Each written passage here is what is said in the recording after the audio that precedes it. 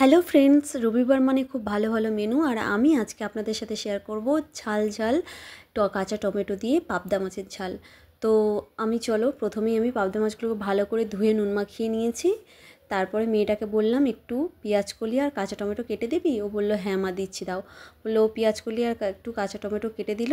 তারপরে আমি কড়াইতে ভালো করে লাল লাল করে পাবদা মাছগুলো ভাজলাম। পাবদা মাছ একটু ভালো করে ভাজতে হবে। তারপরে আমি দিলাম কড়াইতে কাঁচা টমেটো আর পেঁয়াজ কলি, তারপরে জল ঢেলে দিলাম হলুদ গুঁড়ো, লঙ্কার গুঁড়ো পরিমাণ মতন, আর সামান্য একটু চিনি আর নুন দিয়ে ওটাকে ফুটতে দিয়ে মাছগুলো আমি ঢেলে দিলাম। তারপরে আমি দিলাম সর্ষে পোস্ত বাটা আর একটু কাজু বাদাম বাটা। ওটা দিলে পাবদা মাছটার ঝালটা বেশি টেস্টি হয়। তো দেখতেই পাচ্ছেন আমার মাছের ঝাল রেডি। আমি ঢাললাম, ঢেলে গরম গরম পাবদা মাছের ঝাল দিয়ে ভাত খেলাম। জমে যাবে। শীতকালে কাঁচা টমেটো দিয়ে না যে কোনো মাছের ঝাল আপনারা করে দেখবেন, খুবই ভালো হয়। কাঁচা টমেটো দিয়ে একটা আলাদা ফ্লেভার আসে।